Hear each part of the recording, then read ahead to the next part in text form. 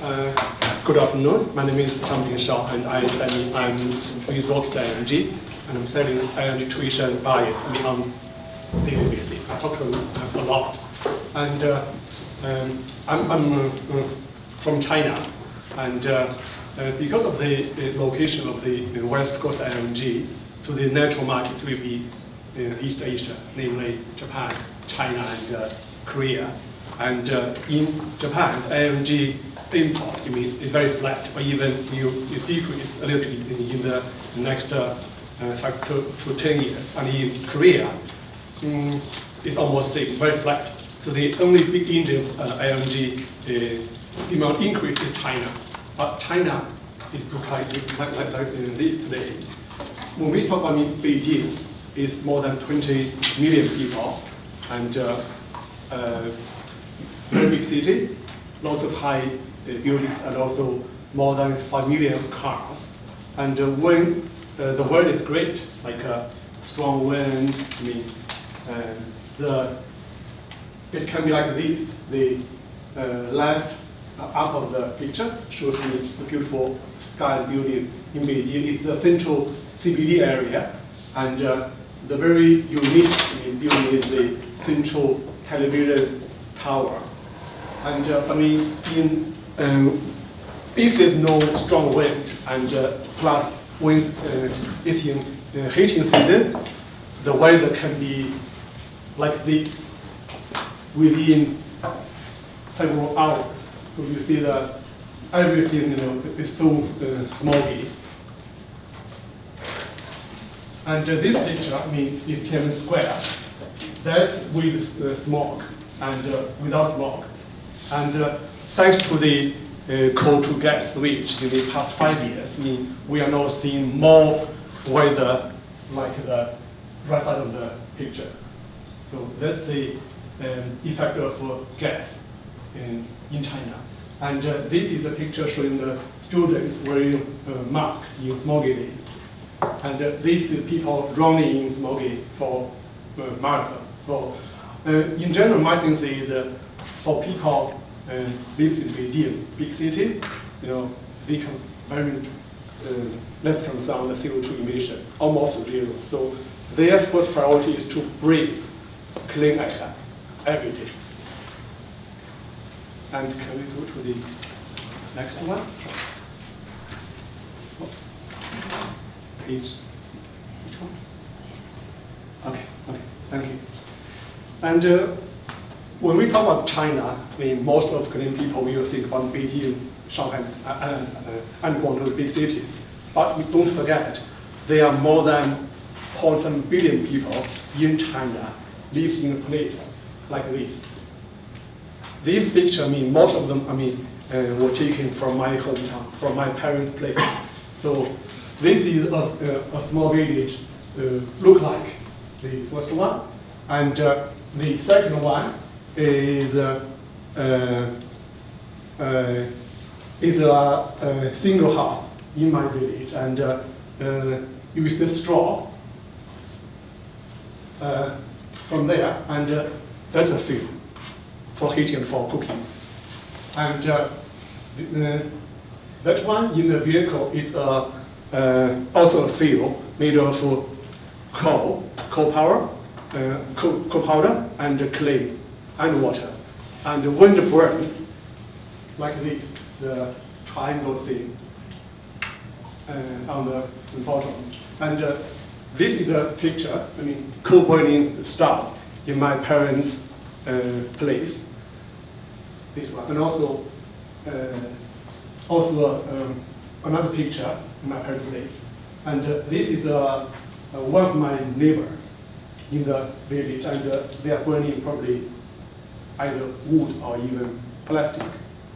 So the common thing is, in China, especially in the rural area, people are still, try to get affordable fuel for cooking and for heating. So they have no concern on the CO2 emission at all. And when they get enough affordable fuel, they will switch to probably the lifestyle of big cities where they have concern on the air pollution. So to stay warm and to have, enough food for them, they will concern about the air pollution. Then, possibly, they will have concern with the CO2 emission in the future. That's the market we are facing today. And also, for any Canadian LNG product, this is one of the biggest market for the LNG, for the green LNG. So my comment will be, the green energy is very good, but it probably takes very long time to educate the market to accept the green energy and to pay a premium for the greener feature of Canadian LNG. And if Canadian LNG is too expensive, people will buy LNG from other countries, which is less greener. Like the LNG produced in Qatar, in Russia, and also in East Africa. So in the foreseeable future, I don't see there's a big change in China market to pay a premium for green energy. Even when I talk to the buyer in Japan, they have zero interest in buying green energy and pay for 1 cent extra. For a 10 TPA LNG product, 1 cent per BTU means $5 million per year.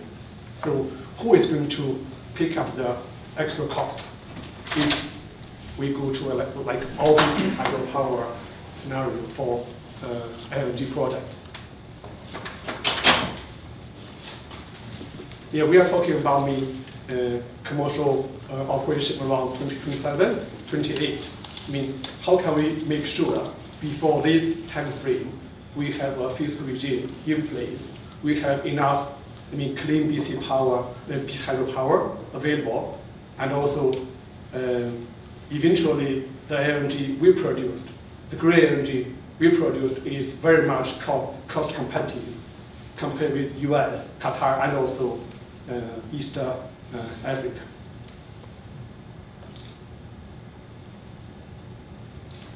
So that's the challenge. Yes. That you are issuing.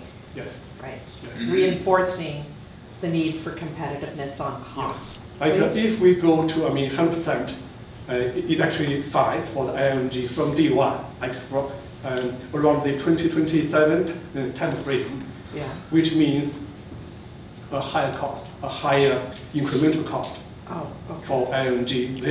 Therefore, the buyer will go to other source to buy LNG, which is less green, less environmentally developed. But the cost of gas fired and the cost of electric is the same at the plant. I noted the presentation in the morning. That says the cost is almost same. The number I heard from the proponent is much higher than that. Some people talk about 30 cents. Some people even talk about 50 cents incremental cost per BTU. So Alex, I'm being misquoted. If I could get a mic and correct that? Sure. So what I said is running the gas-fired generation plant at site is about $65 a megawatt hour. Yeah. Buying electricity from BC Hydro at a location that exists today is about $65 a megawatt hour.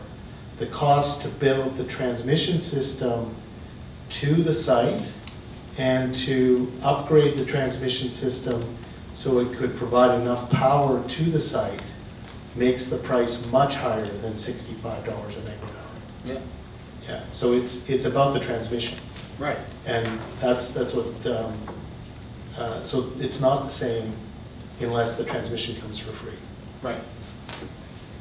But that's understood. Okay. And And that's I what I have was. different numbers from 30 cents to even 60 cents per BTU incremental cost. For the transmission. Not for the, if you go from gas turbine to 100% electrify project is 30 to 60 cents per BTU incremental cost, which will kill the, market for sure. Okay, well, you two are saying two different things. No, we're saying the same thing. No, he's not talking about transmission. It would include transmission. Yeah, Is, So- what is, the LNG, the LNG product produced from a all-E drive, all BC hydro plant versus from a gas turbine plant, we have a price differential of 30 to 60 cents per BTU.